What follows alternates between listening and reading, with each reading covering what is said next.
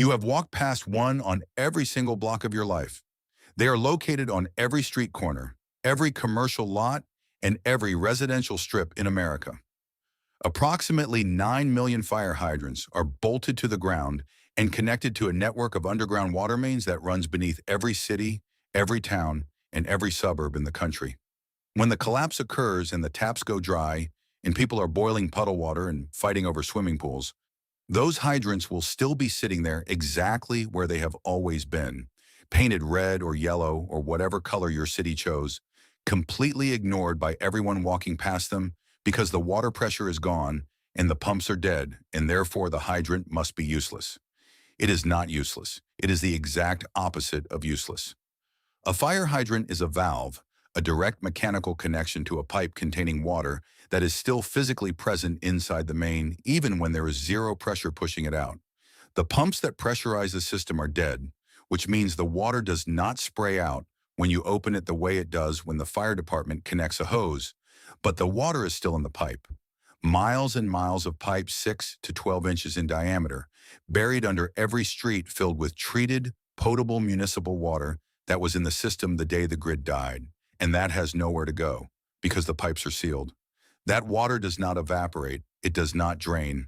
It sits in the main below the frost line in the dark, in sealed iron or ductile steel pipe, preserved at a stable temperature, waiting for someone who knows how to get to it. The water itself and the volume will stagger you. A single block of municipal water main, the pipe running under the street between two intersections, typically 300 to 500 feet of 6 to 12-inch diameter pipe, contains between 440 and 760 gallons of water, depending on the pipe diameter. That is one block. The water main network under a typical residential neighborhood spans dozens of blocks, and the total volume of water sitting in that network after the pumps stop is tens of thousands to hundreds of thousands of gallons. An underground reservoir that nobody can see, nobody is fighting over, and nobody knows how to tap because they have never thought of the hydrant as anything other than something the fire department uses. Accessing that water requires one tool, a fire hydrant wrench, also called a pentagonal socket wrench, which fits the 5-sided operating nut on the top of the hydrant. This is a specialized tool, but it is not rare. Fire departments carry them on every truck. Hardware stores sell them, and many building maintenance departments keep one on hand. If you do not have one, a large adjustable wrench or a pair of channel lock pliers can grip the operating nut well enough to turn it, though with more effort. The operating nut turns a valve stem inside the hydrant that opens a gate valve at the bottom, connecting the hydrant's outlet ports to the water main. Here is the critical difference between a pressurized system and a dead one. When the system is pressurized, opening the hydrant sends water blasting out of the ports at 50 to 80 psi. That is the fire hose scenario. When the system is depressurized, opening the hydrant does nothing dramatic because there is no pressure behind the water. The water in the main is just sitting at whatever level gravity has settled it to, which in most cases is at or near the full capacity of the pipe, because the mains are sealed and the water had nowhere to go. To extract the water, you need to create a siphon or use gravity. If the hydrant is at a lower elevation than the surrounding water main, which is common because mains follow the contour of the terrain, and hydrants are placed at various points along the grade, water will flow out of the lowest port slowly under gravity. When you open the valve, position a container under the port, open the valve, and let gravity do the work. The flow will be slow, a trickle compared to a pressurized blast. But a trickle from a pipe containing 1,000 gallons is a trickle that runs for days. If the hydrant is at a higher point and gravity is not helping, you can extract water by inserting a hose into the hydrant's port, pushing it down into the barrel until it reaches the water level inside, and creating a siphon by sucking on the other end of the hose until water flows over the lip and gravity takes over. The same physics as siphoning gas from a car, just on a larger scale. A standard garden hose fits inside most hydrant ports with enough space to work. And once the siphon is established, it runs until the water level in the main drops below the intake point, which, depending on the pipe diameter and the length of main you are drawing from, could take days of continuous flow. The water you are accessing has been treated with chlorine before it entered the system, which means it was potable when it went in and remains bacterially safe for weeks to months inside a sealed pipe. As the residual chlorine continues suppressing microbial growth, the longer it has been since the system was last treated, weeks, months, the more the chlorine has dissipated and the higher the risk of contamination, particularly if any breaks in the main have allowed soil or surface water to infiltrate. As a precaution, treat any water pulled from a dead main the same way you would treat any scavenged water. Filter and boil or chemically disinfect. But understand that main water is starting from a dramatically cleaner baseline than anything you would pull from a river, a pond, or a swimming pool. The brass. A fire hydrant is constructed primarily from cast iron or ductile iron for its body, but the critical components, the outlet caps, the nozzle seats, the operating mechanism, and the internal valve components are made from brass. High-quality, lead-free brass that was selected specifically because it resists corrosion from years of water contact, does not seize from mineral buildup, and maintains a smooth sealing surface across decades of thermal cycling and mechanical stress. The 2 or 3 outlet caps on every hydrant, the threaded caps covering the hose connection ports, are each solid brass, weighing 1 to 3 pounds apiece. The nozzle seats behind those caps are machined brass rings. The internal valve stem components include brass bushings and seats. A single hydrant contains roughly 5 to 15 pounds of brass, depending on the model and manufacturer, and there are 9 million of them across the country. Brass is a copper-zinc alloy, which means it carries most of copper's value as a trade commodity and manufacturing material. While being significantly easier to melt and cast than pure copper, brass melts at a lower temperature than copper, flows into molds more smoothly, and produces castings with better surface finish and dimensional accuracy. In a post-collapse economy where metalwork becomes a critical community function, brass is the ideal casting material for producing fittings, valves, buckles, buttons, container hardware, and small mechanical components that require corrosion resistance and moderate strength. The hydrant caps are removable with a standard hydrant wrench. They thread off with a few turns. The internal brass components require more disassembly, but a hydrant is designed to be field serviceable by municipal workers with basic tools, which means everything inside it can be accessed with a wrench set and some patience.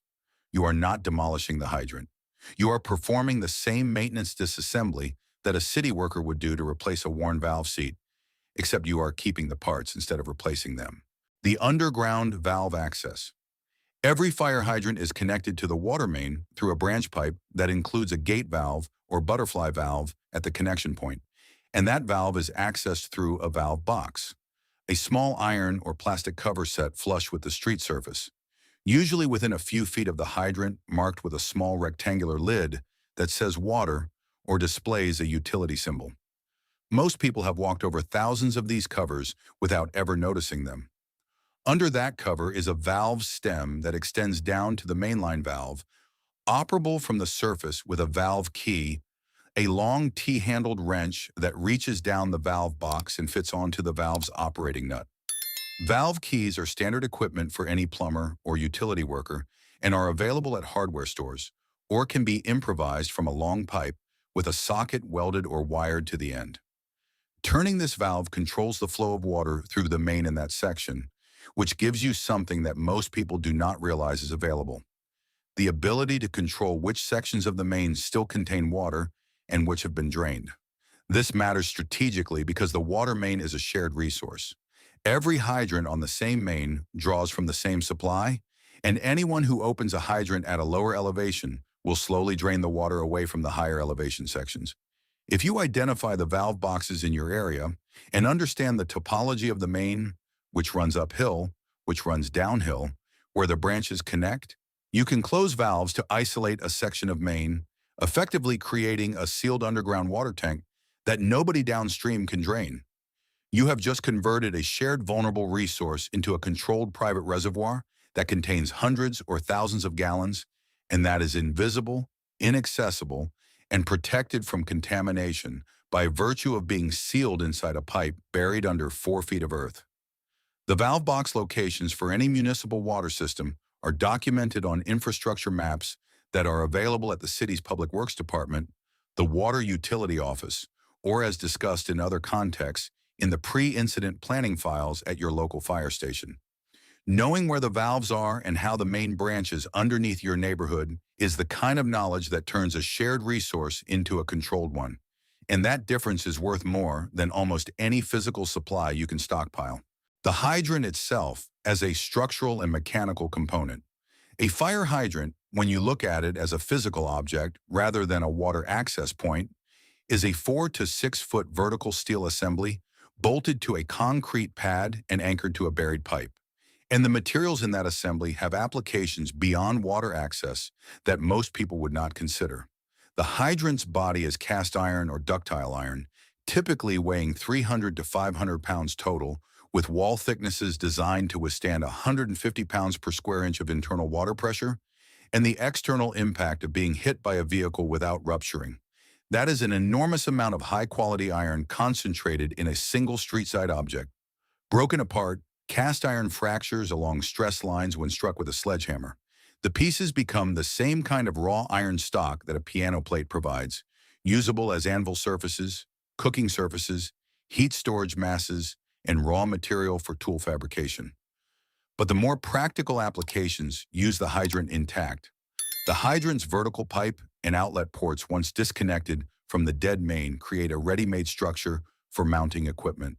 An antenna base for a radio communication setup, a frame for a hand-operated pump system, a structural anchor for rope or cable systems where you need a bomb-proof tie-off point that is already cemented into the ground and is not going anywhere.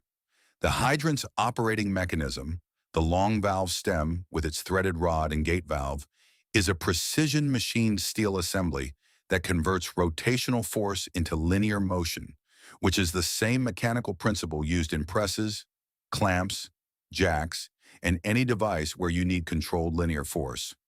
Extracted and repurposed, this mechanism becomes the core of an improvised press for crushing grain, pressing oil from seeds, compacting materials, or clamping components during construction and repair operations.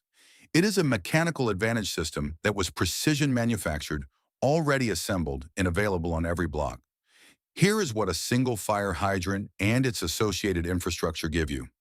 Hundreds to thousands of gallons of treated municipal water sitting in sealed underground pipes accessible through a valve you can operate with a wrench. 5 to 15 pounds of high-quality brass for trade casting and fabrication.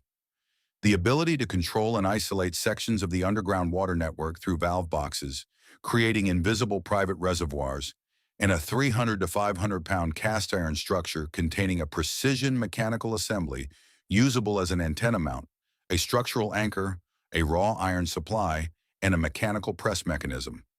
All of it on every block of every street in every city in the country. Bolted to the ground in plain sight. Painted a color specifically designed to make it visible and completely invisible to every survivor who walks past it, thinking the water is gone because the pressure died. The pressure is gone, the water is not. And the person who figures out the difference between a dead pump and a dry pipe is the person who is drinking clean municipal water from an underground reservoir, while everyone else is boiling creek water and wondering why the smartest scavenger on the block never seems to be thirsty. If this information changes the way you look at the iron sentinels on your street corner, please subscribe and like the channel. We are uncovering the survival secrets that have been hidden in plain sight. Secure your future. The next vault of knowledge will open soon.